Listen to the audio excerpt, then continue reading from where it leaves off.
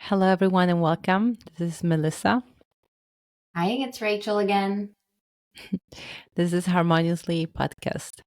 So, in today's podcast, we're going to talk about the experience during ketamine treatment. But before doing that, we'd like to tune in together into this podcast. So, let's just take a couple of breath. If you can close your eyes, and just let's take a breath to tune in into this moment.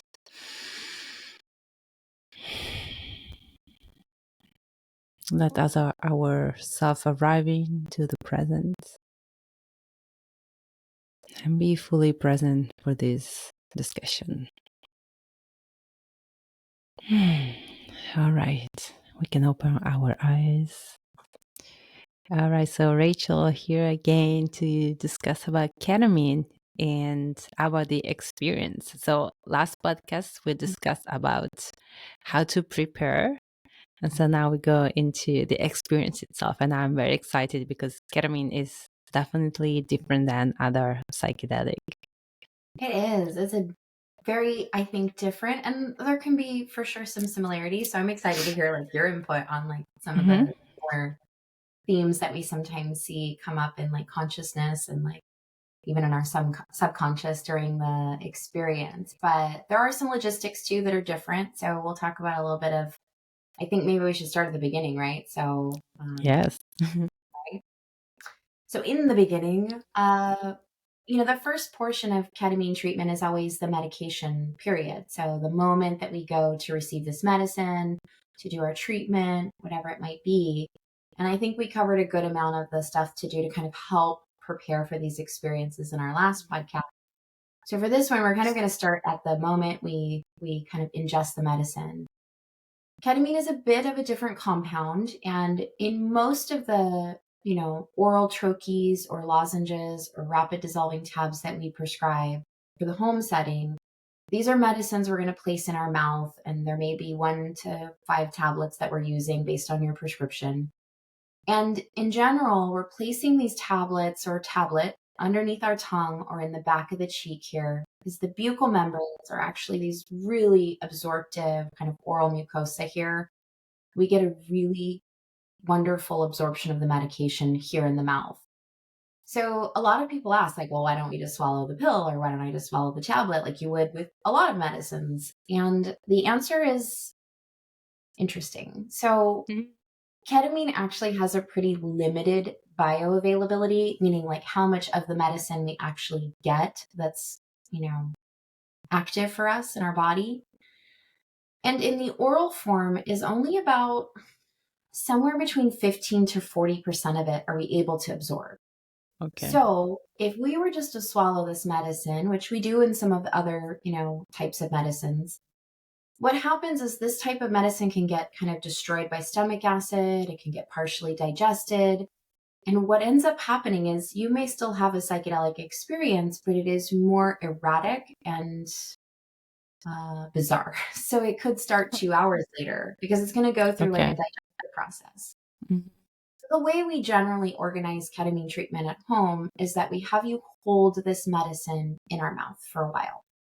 It's kind of one of the most difficult parts of this treatment because the medicine doesn't taste amazing. It doesn't taste awful. It doesn't taste great. It tastes kind of medicine-y. So for some people, this is really difficult. And for others, it's it's not so bad.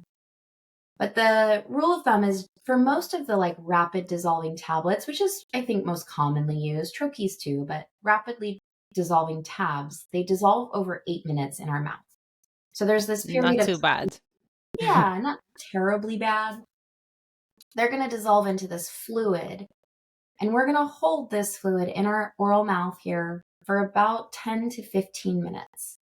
Okay. We're actually going to swish it back and forth a few times even because we really want to coat the oral membranes to get this really good absorption, to maximize the absorption. So we're getting the full potency available to us. I think that period of time, some of us may do meditation during that time period, right? Just kind of meditate as we're absorbing, receiving this medicine. Some of us may just need to use distraction. So sometimes I'll think of a prayer, or I may even watch like nature videos. So like whatever works for you, because it can be, sometimes I'm like, is it been literally 3 minutes? Like it feels like it's been, an hour. So getting through that hold period is kind of the most, I'd say, difficult part of the treatment in general. Our mouth also can cause kind of a hypersalivatory response. So we're getting like extra like fluid in our mouth. So I always tell folks, like, if your mouth is just too full and you're starting to drool, go ahead and spit a little out, like have a cup nearby, like spit a little out. You're not going to lose a ton of medicine, and it can absolutely help with just making this something you can get through. And at the end of the 10 to 15 minutes, whatever your prescriber has recommended, you are actually going to spit out this medicine. The reason for that is because if we do swallow the medicine, and there are lots of reasons I ask someone to swallow or swallow a little bit of the medicine, yes, it can increase the intensity of the experience. It also tends to increase side effects because we're getting this like first pass GI Okay. metabolism. We get more kind of grogginess, we get more nausea.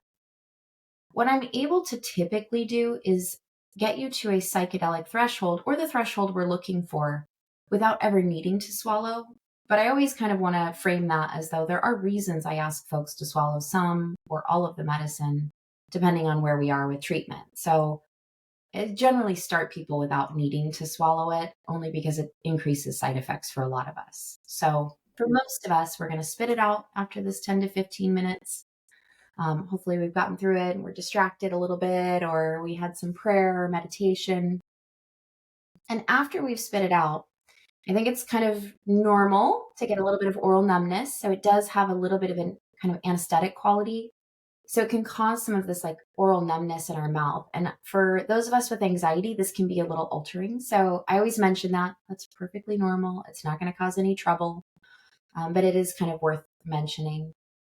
And now that we spit out the medicine, even some folks will start to feel a little bit of it during this hold period. They may start to feel more relaxed or sedated a little bit. You might start to feel a bit altered, and that's really normal because ketamine has a very rapid onset.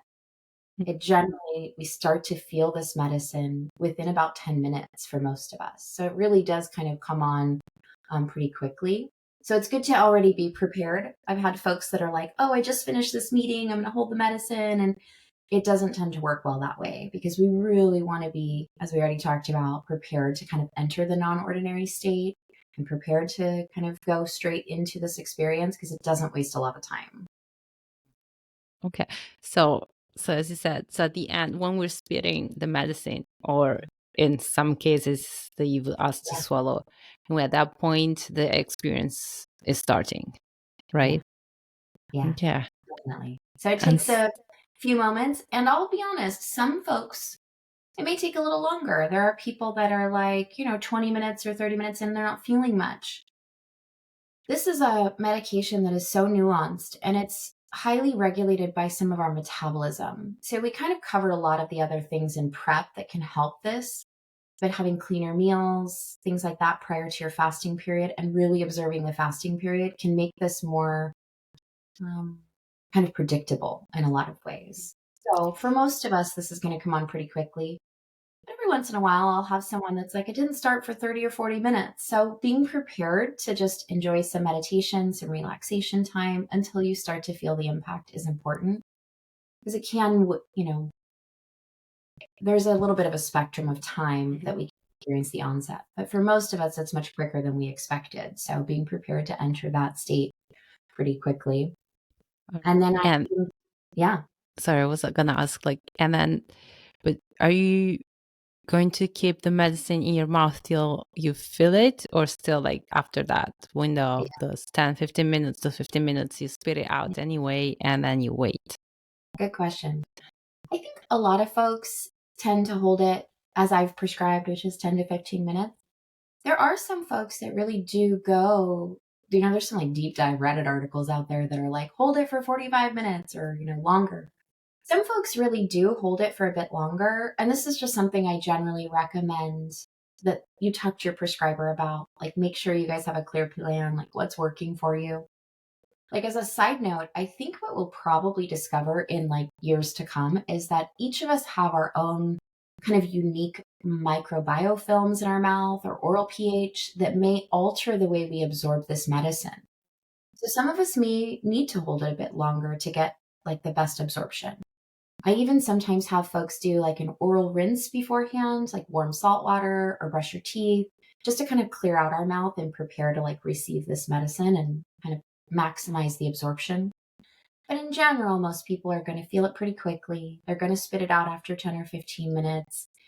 And I think we covered all of this in prep, but you'll have everything already set up. You'll have your spit cup nearby. You'll have your sitter, kind of wherever they're supposed to be near you or kind of in earshot of you. And I think at that point, maybe we've already thought about our intention, and Melissa and I are going to go into kind of a more deep dive in intentions in another podcast.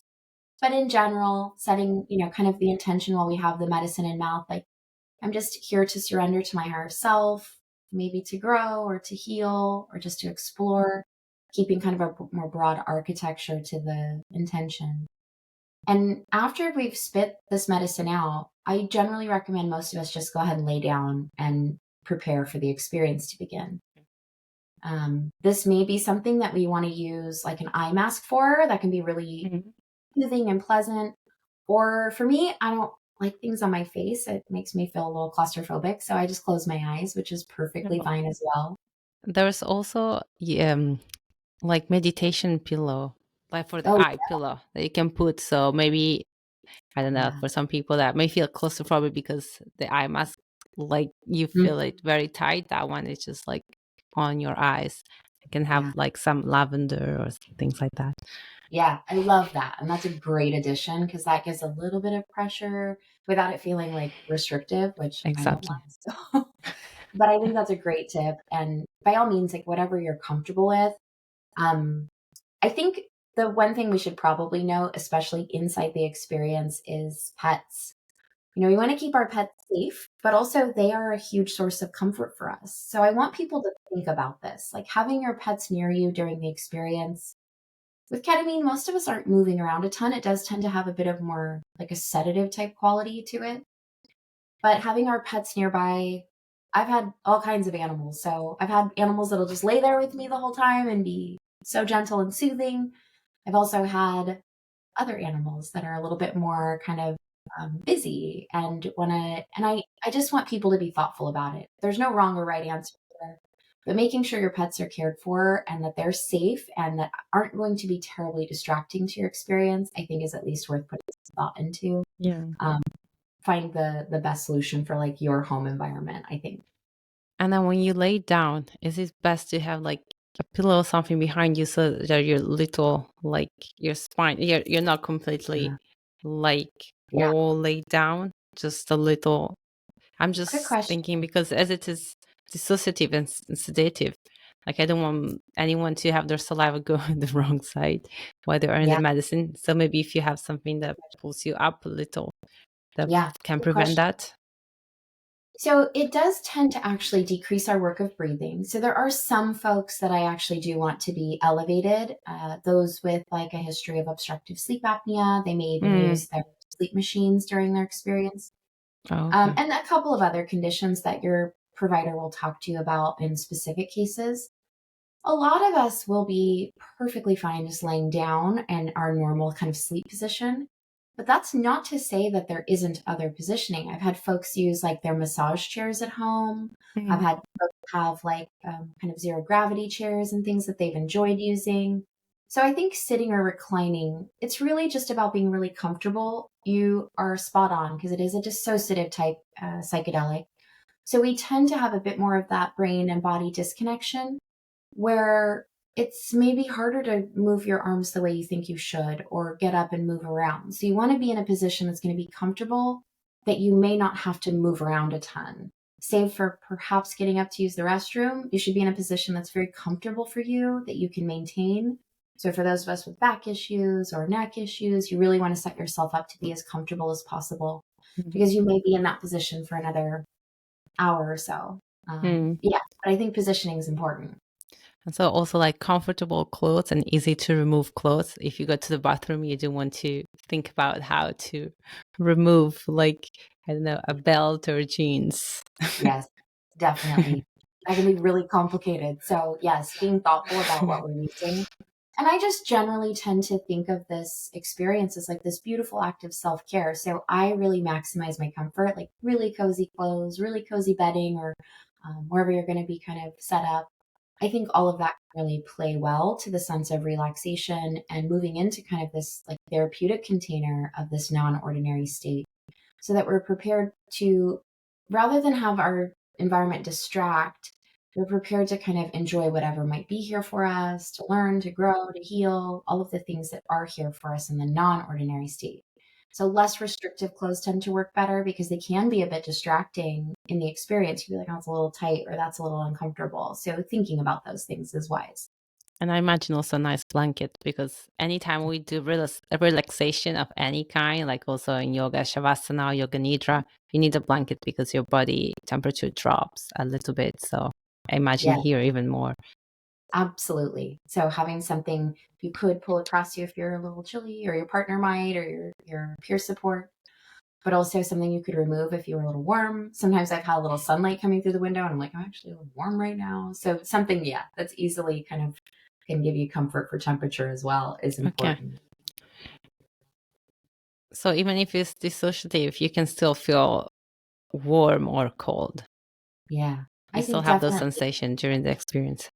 definitely. And there may be states Okay. that we reach with the intensity that's less common, but we're usually not arriving. It's surrounding that intensity is usually sometimes where we're pretty aware of our body. And I think that brings us to a great kind of jumping off point as to like, how does this feel? And it's Mm-hmm. so hard to say like how it feels all the time for any one person because there's a pretty wide range. But I think we could cover a few of the things that it sometimes most of us might experience. I think ketamine specifically tends to have kind of this unique, for the most part, it's got a bit of like anxiolytic. So it tends to decrease anxiety. We feel a little more relaxed. We feel a little Mm-hmm. bit more sedated in some ways. So for some of us, this feels a little sleepy. And for others of us, it's like this beautiful kind of adult timeout where we have a little less narrative running. We have a little less kind of to do list in our brain. And I think approaching it that way is like leaning into that is very wise. I think that a lot of us may feel a little tingly. We might feel a little bit of like our arms and legs are a little heavier. Our body in general may feel a little bit heavier, especially as the onset of this medicine starts, where we're starting to kind of feel the impact. A lot of us may feel a bit of dizziness as well. So it is kind of wise to just lay down and embrace it rather than try to be continuing to do things while this is starting, because a lot of us will have more blurry vision. We could have some dizziness or spinning sensation, which is really common. I had one experience that I felt like I was literally almost the entirety of the experience spinning into the funnel of a flower. So it was this beautiful, almost Alice in Wonderland type experience of like spinning into the funnel of this beautiful calla lily. But it can come with that. And I think when we are able to fold that into the experience, it can be this kind of beautiful event versus this kind of disruptive or kind of uncomfortable event. But it's fairly common to have that sensation. Also, a bit more relaxing. So, some of us may be so drowsy that we're tempted to fall asleep. And I generally recommend trying not to. I think we miss a lot of the experience and what the experiential benefit is when we are so sleepy that we're actually going to like real REM and NREM sleep. Yes, you'll still get some neurobiological like benefit out of it, but we tend to lose that experiential Mm-hmm. impact. So I do recommend, even if you're really relaxed and comfortable, try not to fall asleep inside the experience. Try to be present for what is here. I think that's valuable. And it may kind of, I think, like other medicines, it may have a bit of a wave like crescendo. So we start to Okay. feel the impacts where it's a little more sedated, a little more relaxed. We might start to feel a little bit of heaviness in the body. Mm-hmm. Some people report this like feeling like they're flowing with the music, like they become more one with Mm-hmm. music and tones and frequencies. Some folks will have visuals right away, and other people will not. There is a known condition called aphantasia. Mm-hmm. I don't know that we can perfectly explain it here, but what it is typically that some folks may not have very vivid visuals. They may not have a whole lot that comes up in this kind of inner landscape. I tend to think of it though as like our brain often offers us exactly what we need. So those of us with these really rich inner creative vivid landscapes on our own may sometimes actually need less of that, and our experience offers us more kind of just peaceful kind of time out experience. So it is about embracing whatever it is that comes up for us, and that could be so many things. And I think you've probably got a pretty wild amount of experience in this area as well, right? Like, to talk about all the things that could come up in an experience is just crazy, because it's this huge evolving spectrum of things into each individual's memories and all these metaphors, etc. Mhm. But But it could be, right?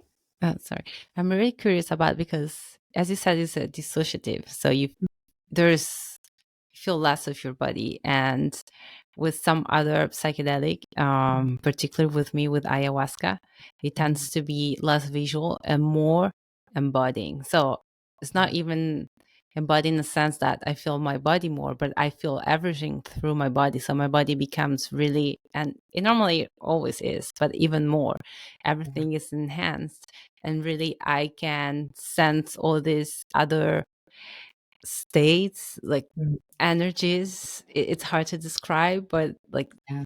everything through my body, and also my body, like in a sense, let's say, talks to me in the sense that I was able in different ceremonies to discover more and more of how certain traumas or certain things were like stuck in my body, in certain place of my body. um and so I'm really curious to, as you said it's dissociative. Do people have this experience of actually like be more connected with the body Yeah. in this sense? I think we absolutely can. And I have had clients that felt that way. It's typically less of a physical sense and more of a felt sense. So, like, more of this kind of like amygdala type behavior. So, we get more of this like felt sense. So, I've had folks that have had trauma. And I think it's an important kind of Hmm. disclaimer here is that those of us with a lot of like unresolved trauma in our past, it's always possible this can come up. So this should always be approached with psychotherapy or coaching or someone that's familiar with your history, because it can be alarming when traumas do come back up.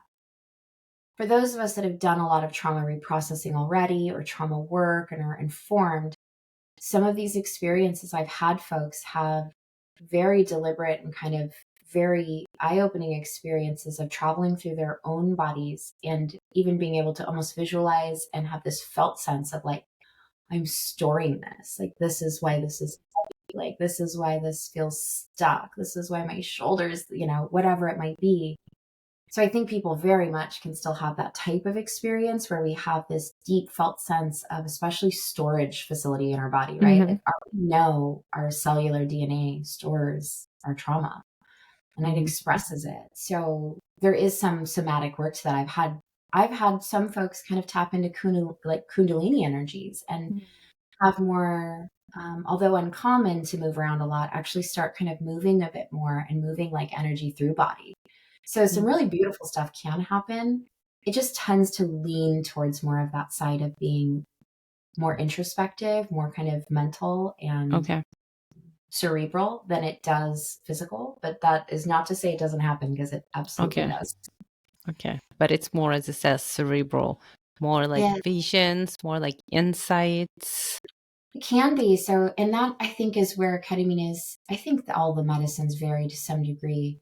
It tends to be a little less physically interactive. So we're not as likely to want to like open our eyes and engage with our environment. And when we do, a lot of the visual landscape may look distorted. In our mind, I've had, clients have visits with dead loved ones. I've had them feel as though they're meeting with like extraterrestrials or like spirits, guides. I've had folks revisit very specific acute childhood memories, like with vivid detail, like every moment of it. I've had folks believe that they have become a different type of being. And in general, like kind of those overarching themes we see, and that we see with lots of medicines, is this kind of sense of connection or a Yeah. connectedness to something beyond self, right? Like this inner kind of connectedness of energy that is all things, right? Mhm. So all that's ever been, all that will ever be. And I do tend to see that theme emerge with like deeper, kind of more intense experiences with Yeah. ketamine. And I do think that's kind of common amongst a lot of the medicines, is like this deeper sense of connection or belonging. Mhm. Um, to something more than self, right? To something more than just our own energy. And I think that's what's so beautiful about the experiential impact, is that sometimes we get these things only through stretching our consciousness versus, I think similarly, like in deeper meditation states, right? Or flow Mhm. states, we can achieve this. This is just such a direct portal to that, right? Like this is Mhm. just usually where this is heading. So Yeah, do you find that's common with other medicines? absolutely. I think, as you said, like altered state of consciousness, that's where you tap into this other dimension that, if you want, it's always there, but we are so engaged with our mind narrative that we don't connect with that. Uh, but definitely we can, yes, this sense of oneness, this sense of connectiveness with everything, everyone, every being, every known being, also everything in the universe. I think it's always there. And this reminded me of a beautiful quote that I read recently, but I won't be able to say it exactly. But the idea was that this medicine is not that they're not like a miracle pills, but they're able to show us that something else exists. And so they open the door. And when we can experience that, instead of here, we're all one, still it's not in our experience, Mm. we cannot light that fire of hope or knowing that, yes, there's something more. So now I can do the work to be there all the time. Yeah. And mhm. That's beautiful. And I love even the analogy of like opening the door, because I Mhm. think that's often the kind of difference with like reality, right? Like our reality, we talk about it so often, but our reality is really what our brain's programming says it is, right? Mhm. Like it's why certain people look at something and see different colors, or Mhm. when we talk to each other, I may understand it this way and you may understand it that way. Our realities are organized very differently. Mhm. And I think the opportunity to kind of stretch this consciousness into the non ordinary state really allows us to see it creates this ability for perspective, because we now see that our reality is not the only reality, may not even be the right reality, right? Or the Mhm. truest reality. So it opens this door of consciousness that I think that's such a beautiful quote that kind of Mhm. sums it up. But it really does start to kind of, not that we want to question reality. No one has time to do that in their everyday life. Like we can't constantly question all of our reality. But I think it's an opening, right, to see that, like, to develop our perspective and insight into that there could be more than this kind of tiny little universe I've organized inside of my lens, right? Mhm. And that connectedness, I think, is where we really start to feel a sense of belonging, where you start to reach deeper states of community. We start to reach deeper states of like interconnectedness and intra-connectedness, right? Like connected to self more. I think Yeah. it was really powerful for me. I lost my dad 2 years ago to COVID, all things. And Oh. I remember having a ketamine session afterwards, several months afterwards, that I had realized all of his energy was all still here. The love that we had was still here. It will never go anywhere, even though some of the reality of his presence has changed. And I remember understanding it so differently when I left that experience than I did prior. And I found such Mhm. a sense of peace in that, and such a sense of like this kind of remaining connection here, like that hadn't changed. And it was so satiating to feel like, Yeah. oh, I get it now in a different way. And I think for a lot of us, that's what we're able to develop, is that type of insight, that type of like connection where something just didn't make sense before. And it's not that I don't have grief still, it's simply that it feels different, right? Oh, that's so beautiful. Thank you for sharing this. Yeah. It was really special to me. And I think ketamine and all the medicines offer some of these opportunities for us Mhm. to become the observer of self, see our kind of programming differently, see our realities with a different kind of lens, Mhm. And the good news is that is temporary, right? Because we don't necessarily want to live in a psychedelic state, right? Like I still got to go to work and like feed the dog and, go for walks. But it allows me to kind of fold this into this reality for me. And for me, it has brought such a different sense of peace, understanding, space, and grace for like all of the experiences on life.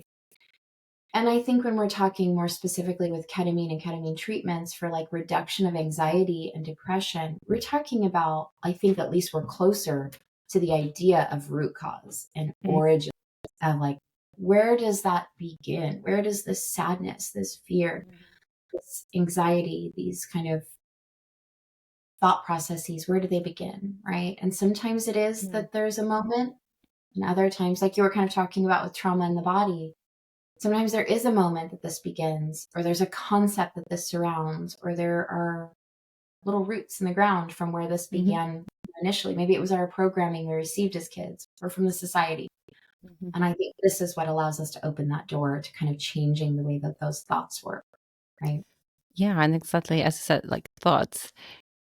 For depression and anxiety, there are like the same thoughts, like this sort of radio in your brain, critics that keeps telling you so Mm-hmm. many bad things, and it's like the vision becomes so narrows Mm-hmm. inside your brain, and you're not able to see there's many other truths and many Mm-hmm. other feelings. You're just able to see one thing and one outcome, in a sense, like that everything is bad and everything is terrible. It always will be this way. And that's very narrow. And with this kind of medicine, that opens up to all these other possibilities. And also, you said like ketamine can like shut off Mm-hmm. this radio. Finally find a button to turn that off. Yes. Yes. It turns down that frequency, which is, I think, so important when we want to develop space and we are trying to install these healthier templates, right?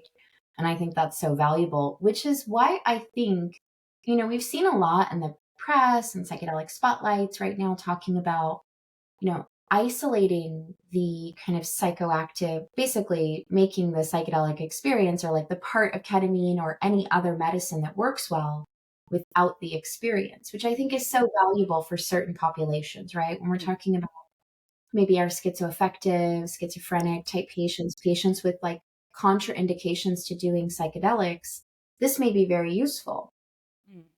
And not or, but and I feel like it also perhaps removes some of the experiential benefit for those that this is very valuable, because I always defend that this type of treatment is valuable for the neurobiological benefits that we get from it, right? From medicines, but also this experiential impact where we have Yes. perhaps something that comes up that allows us to develop these insights or have Hmm. this kind of peaceful time out.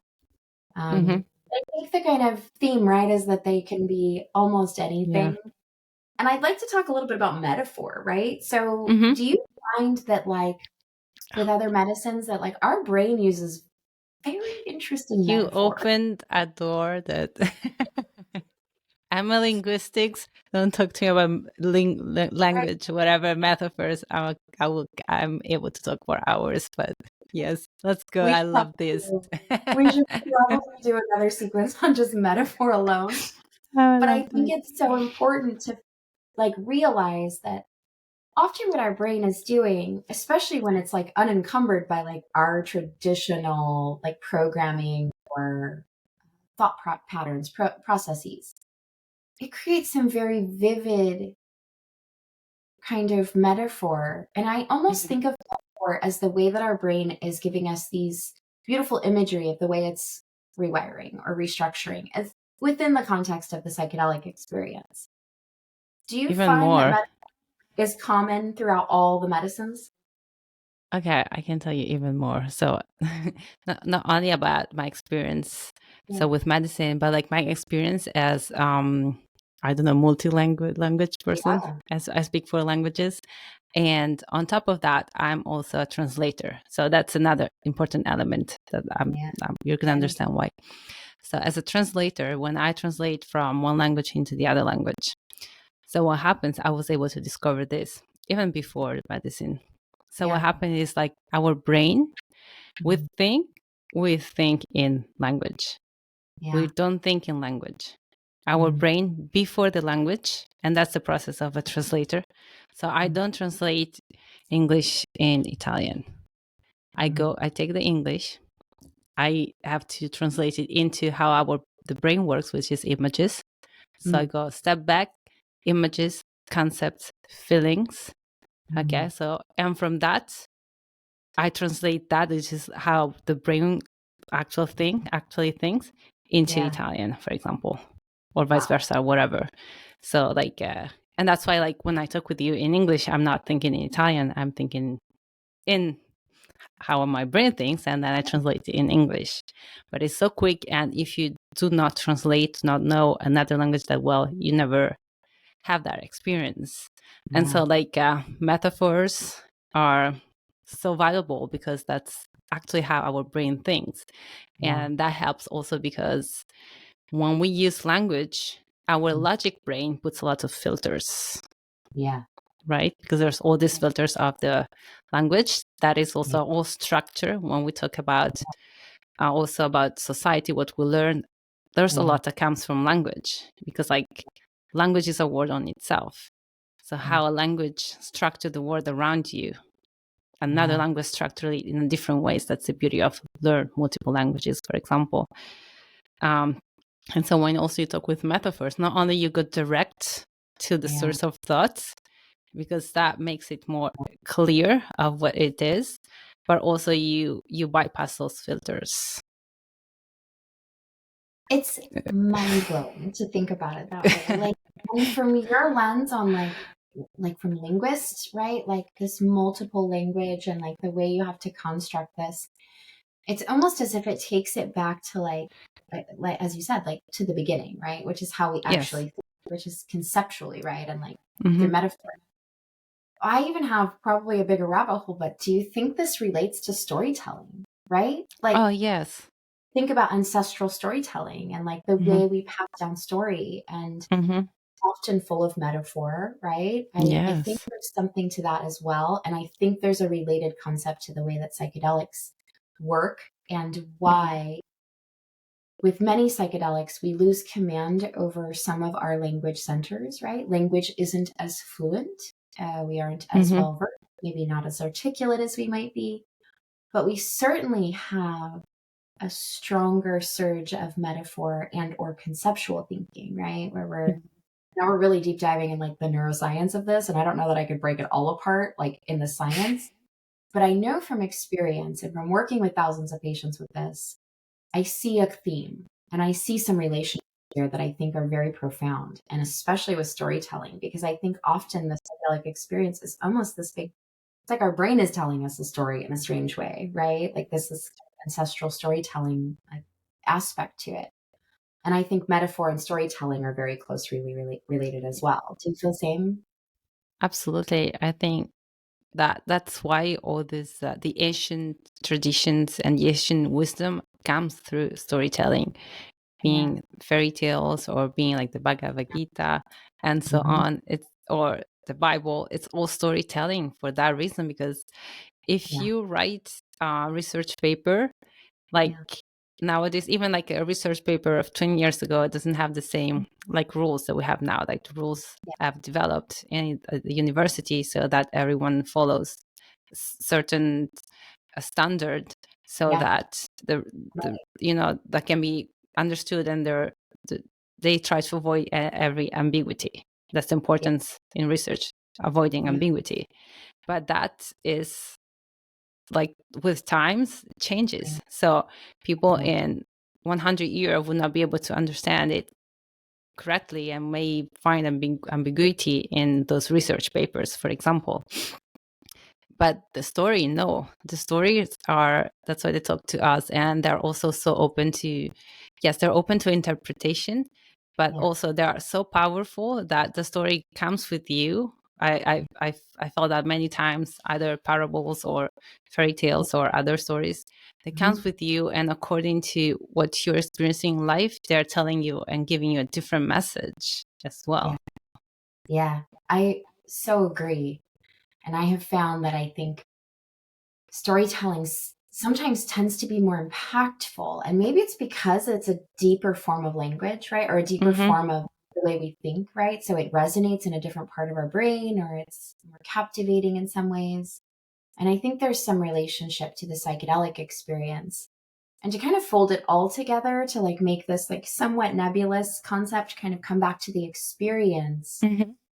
For example, in metaphor, like I always have this really strange animal totem that comes through and I never understand it. Like half the time I'm like, who's this? So one of the last times was this porcupine. And I was like, I don't think I've even ever seen a porcupine in real life, right? Like I wasn't really sure what this metaphor was offering me. And I think this is a really common theme in psychedelic experiences and in more intense spaces. You may not understand it right away, right? Like sometimes the story doesn't make sense. Sometimes the metaphor doesn't make sense. And I actually, when I came to my normal self and kind of evaluated it, it actually took me a couple of weeks to kind of chew on it and digest it. And I finally looked at it and I finally said, well, what is a porcupine? And I realized porcupine's got this like, really harsh exoskeleton with the quills, right? And like the kind of mean, aggressive body.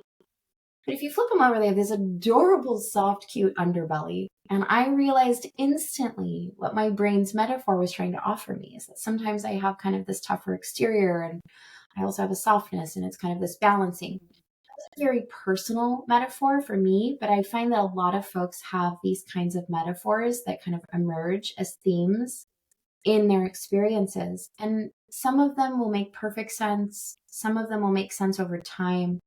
And some of them aren't necessarily meant to make sense in the way we think of that, right? Like they're just here to do the work and the rewiring and storytelling and brain that they're here to do. Do you find that that's what you see with other medicines?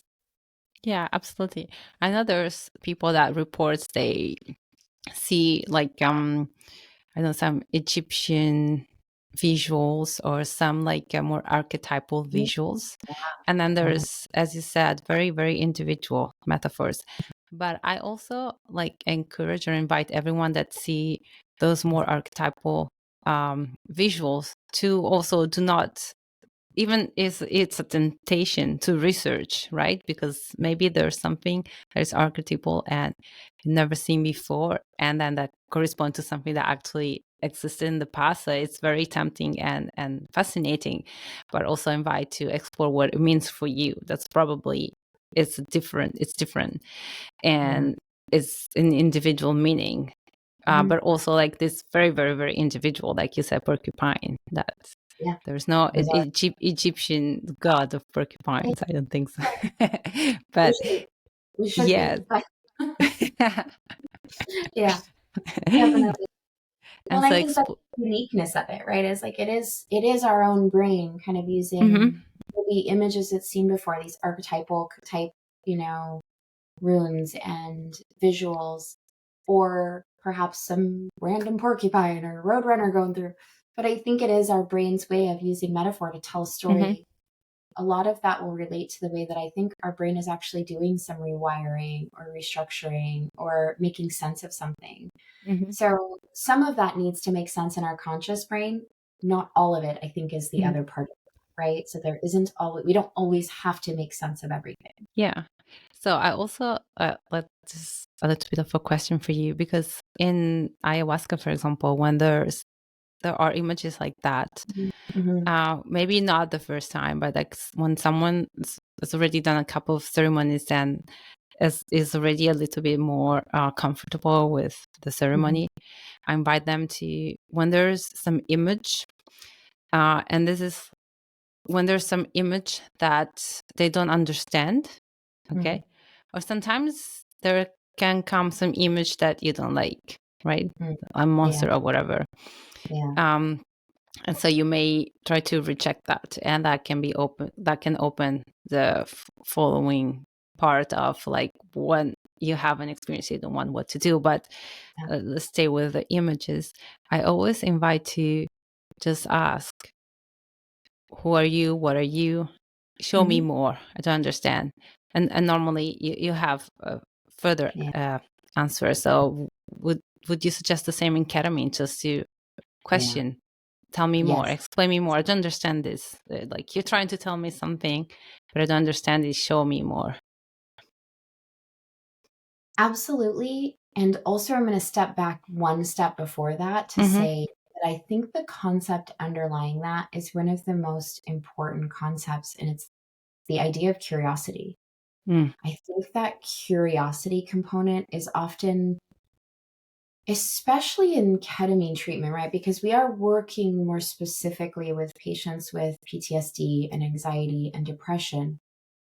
Curiosity is one of the first things to kind of get swallowed whole when our symptoms are overwhelming. We lose the sense of curiosity about wonder. And that's often because we already know the outcome, right? It's all going to be bad. Like we kind of already talked about.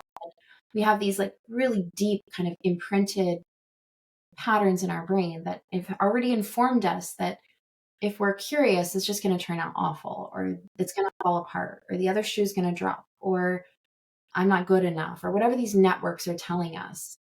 And I think that's the concept of curiosity that often comes back. And so being able to fold it into the experience, to have curiosity and say, "Ooh, to show me more," or what else, right? Mm-hmm. What else is such an important question in regular communication and also in this internal dialogue, right? Like what's underneath that?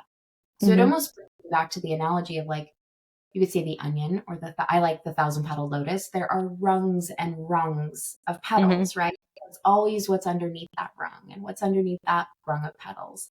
And I think that really embodies the exact thing you're talking about, which is that sense of curiosity as to like, what are you here to show me? What am I here to see? Like, show me Mm-hmm. more. It really is that leaning in, and it really Mm-hmm. is that curiosity. Does Yeah, that kind of absolutely. make sense? Yeah, absolutely. And it Yeah. just, this reminded me of, like, for example, as I said, there's a bad image you don't like that maybe scares you, you don't want to see it, or vice versa. And there's many, I heard many people saying that when they ask, Yeah. then that transforms. And maybe something that looked ugly then becomes beautiful things. And Yeah. just it's the part of you that just wanted to be accepted. Yeah. And vice versa, something that looked beautiful that was hiding something that actually was not that beautiful, but again, that needed to be like healed in some way, just was hiding a trauma. So the curiosity and ask, it's beautiful. You can do so much more work in during this treatments or Yeah. ceremonies or states. Yes, I think that's exactly spot on. And I think that's, especially because ketamine is typically done in a series of doses, it may be themes that you confront occasionally and not always. But it's important to kind of have these tools in your toolbox because you never know what's going to come up in your experience. And you're never really like, I think that in earlier, like lighter doses of ketamine, yes, you still have enough narrative to somewhat direct the experience. But I think that's one aspect, is that psycholytic dose realm. That's where we do a lot of psychotherapy in session. We might work through something. I often will tell patients, using these lower dose profiles where we still have a bit of narrative, we still have a bit of direction, kind of driving the bus still, they can be very powerful when we are processing a specific thing, maybe a Mm-hmm. relational issue, maybe something that's going on in life, maybe a pattern of behavior. But then I think it's important we talk about some of the more intense experiences, right? Where we do have less narrative, we do have less control or direction, we maybe lose some bit of language. Like, first and foremost, I've had these experiences. I think you've had these experiences where you're kind of at the mercy of where this medicine is taking you, and you've lost a bit of that control to say, I feel uncomfortable, or I don't like this, or what have you.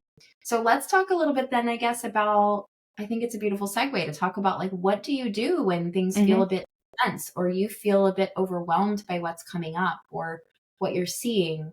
What can you do to kind of Mm-hmm. still get something out of this and maintain like some bits of composure here? What helps?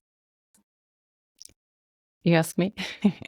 Well, in general, I would say for other psychedelic, definitely the breath is the number one. Mm. The Yeah. breath is the number one always. That would Yep. be, I also like when I do coaching to prepare Mhm. someone for this kind of experience, I have them Mm. do some preparation, some exercise around the breath and just do some sort of meditation or actually exercise, and just with our eyes closed, just focus on the breath, even, and observing the emotions. And maybe they can also, if it's a guided meditation, like they can like think of something that give them anxiety, and just so with the breath observe the anxiety. All right, so out of these states it's easier, and so that's why it's a practice, so that when you are in those states you can practice that, and you can remember to focus on your breath and be the witness of whatever is happening. Oh, that's so important. And I think you brought up a beautiful point about like having some practice with this prior. So definitely part of the prep and setting ourselves up for success. And I think that holds true for ketamine as well. So having that ability to return back to our breath Yeah. is one of the most peaceful kind of recentering, regrounding practices, right? Like I've done this. I'm sure you've done this. Like I've had patients do it. Return back to your breath. It's something that's always present. And when we return to it, it definitely lowers. I mean, we know for lots of reasons, it lowers our anxiety levels. It absolutely gets us more centered and present. And it takes the focus off the thing, right? Whatever that might be, it pulls it back internally to some degree. I think breath is really important. The other thing I sometimes recommend is, especially with ketamine, because we might have our eyes closed, and this might be a very internal landscape, open our eyes. Opening our eyes is sometimes, you can look around and say, this is the architecture of my room. It may look a little different, but there's a familiarity there, right? Like there's like these walls of my room. This is the ceiling of my room. This is the floor of my room. Like that type of familiarity can be very, I think, grounding for a lot of us and recentering. And I think that those types of practices, when we feel like we're very intense or too intense, there is this bit of surrender here that I think it can be challenging for all of us, and especially for those with a history of trauma. I think that's the part that really gets tricky, right? Because there's an aspect of this that's this surrender component. We want to be able to surrender to this stretch of consciousness, to this journey, to this experience. So the way I actually frame that makes me feel safer is that I always try to keep as a pillar in the back of my mind that I'm never surrendering to anything else. I'm just surrendering to my higher self. And that sometimes I think for me makes me feel safer and a little bit more grounded and a little bit more present in my own body.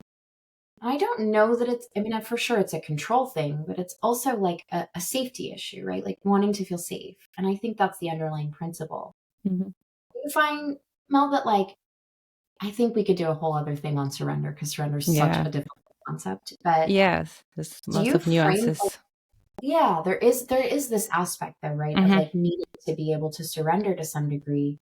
And I think when we resist that is often where we get kind of anxious, right? Like we get a little angsty about like, oh, I don't want to go deep in that. I want to have control, right? So there's an important component of learning to surrender, right? Because we do not control everything.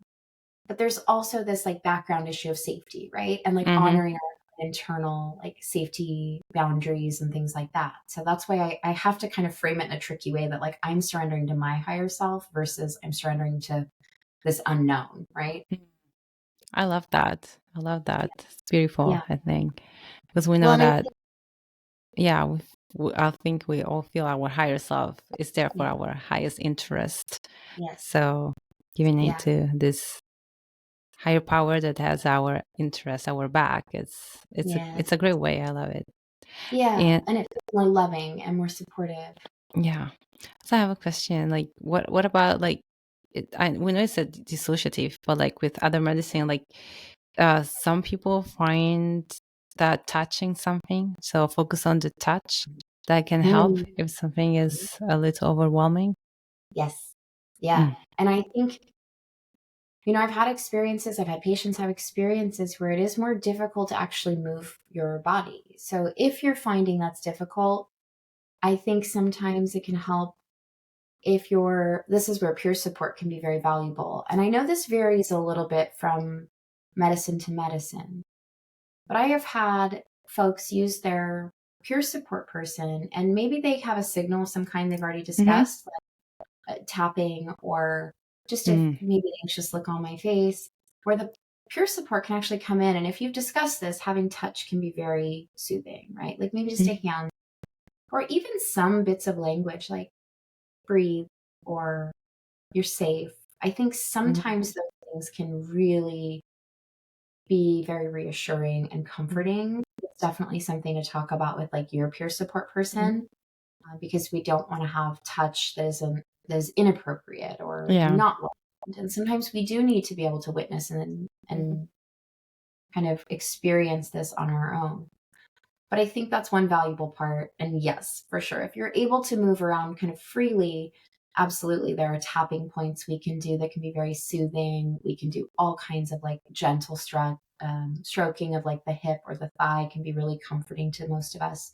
But it gets us kind of focused on movement again, like we do when we're anxious, right? We always say, go out, do something, move your body, right? It's the Mhm. same type of thing, just a little less easy to do on ketamine because then you Mhm. may not have this full direction of the body during that time. What about like singing a mantra?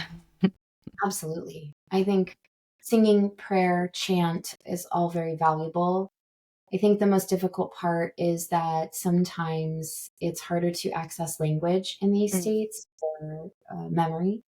Um, if you're able to, and that's comforting by all means. I've had folks even have their peer support know, like if they're feeling challenged, like they change the song cadence because oftentimes we may find a bit of a heaviness. I think some of us may have just some association, right? Like with certain musical tones and frequencies. So it could, music itself could be part of what's bringing up these feelings. So perhaps Mhm. changing Yeah. the music, like moving to the next song, can be also very helpful. But if you're able to chant or have a mantra or have a prayer, absolutely. I think that's like or even just a one word, like coming back to love or coming back to self or safety, whatever it might be, can be very valuable.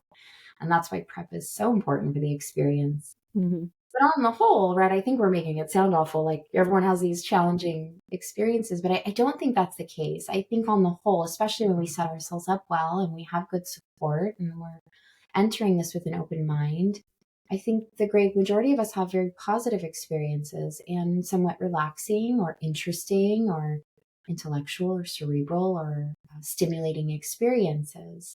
Mhm. I guess it's probably good that we talk a little bit about like the duration of this type of experience because this is Mhm. very different than most of our other medicines. Yes. We talked a little bit about the onset, so it could be within 10 to 15 minutes, and some people are a little longer. I'd say for this medicine, peak effects are most common at like 20 to 30 minutes. We Okay. may not have a good sense of time in the experience as that tends to go away pretty quickly. But it's good to know that the peak effects usually happen pretty quickly. And then the if full duration of this medicine is on the whole 60 to 90 minutes. So Mhm. this is a very brief encounter for most of us. So I think even having that in your mind's eye can help as well, like knowing that this is very temporary and it's going to end soon. So like knowing you're not trapped anywhere, this is just moving along. Mhm. Help. But I will find a lot of people will start to feel like they've reached the peak and they've come down that other side and they're starting to feel perhaps a bit more narrative. They might even have like, it's for dinner thoughts or like, I'm really Mhm. fast. Like some of the regular kind of Mhm. routine thoughts come in. And I usually encourage folks to stay a little longer because I do think that, like many other medicines, there's a bit of a wave like feeling here Yeah. where sometimes you may still have another little wave of something Okay. or Mhm. a bit more, I don't know, kind of ebb and flow in the experience. Mhm. So if you can, it's wise to take a little longer and just kind of enjoy that. Maybe it's more meditative or trance like than it is psychedelic. I think that's a beautiful part of the kind of aftermath of the experience. So I really encourage people to kind of stay for a few minutes if they can and enjoy that or see if there's a little bit more wave like to the experience. I've had people go back into, kind of secondary psychedelic experiences or have a little bit more out of something. So enjoy it's kind of just savoring, right? Savor this moment of like beautiful self-care. Maybe it's a But good time for sorry. It's a good time for journal, maybe. yes, totally. And I Mm. even sometimes recommend because it's dissociative and has an anesthetic property, a lot of us find that like fine motor movement gets trickier. Hmm. So what I sometimes recommend is have like, I used to take notes in like physiology class with like my little recorder, the little voice recorder. But those can be beautiful to even give yourself voice notes, like so that you don't, or your phone, right? Your phones do this now and all the things, but you can record like audio notes to self, which may be more accessible than written word. By all means, if you're feeling like journaling, sometimes I'll jot down a few words just to kind of recall like what happened here, weird golden trumpet, cloud, pink clouds, whatever, is going on, just to kind of be able to revisit it. Other times I've had like voice notes, and a lot of the apps and things out there will even have these types of features where they'll have you, if you'd like to record voice notes to it. Sometimes I've had peer supports do little notes for me, like peer Right. support That's awesome. to you. Yeah, so it's a beautiful way to kind of have that Mm-hmm. experience together too. But yes, absolutely having something where you're able to kind of just unpack what's going on here, or even Mm-hmm. just kind of leave a little testimonial of what's happened here. I think that's an important part and can be a really beautiful way of letting the brain digest and kind of unpack. Yeah. Right. That's beautiful. So, just do you have some last words to close the podcast, to close what the experience of ketamine like? Yeah. I think as we've seen today, it has a lot of similarities to some of the other medicines and a bit of some differences here. Mm-hmm. And I think it also matters, what we're using this on for, therapeutic aspects that are a bit different for ketamine and the therapeutic container. But I think we did a good job at covering some of the maybes Mm-hmm. and what ifs that happen in the experience. And as always, we're here just trying to create for each of us a deeper sense of like inner harmony. Mm-hmm. More to come. So next time, I think we're going to talk a little bit about post experience. So like Exactly. how to get the most out of like the after experience Mm-hmm. portion. We'll kind of unpack some of that. We hope to do some more on intention setting too, and maybe metaphor. Metaphor seems like a really fun topic. So Yeah, we'll keep going. yeah, So, good. thank you so much, Rachel. This was amazing. And for anyone listening, if you have more questions, or if you want us to talk about m- some topics more, we will continue create more podcasts and more content. Thank you, everyone. Thank you, Rachel. Thank you, Have everyone. have a beautiful day, night, everything. Yeah, yeah, absolutely. All right. Bye bye.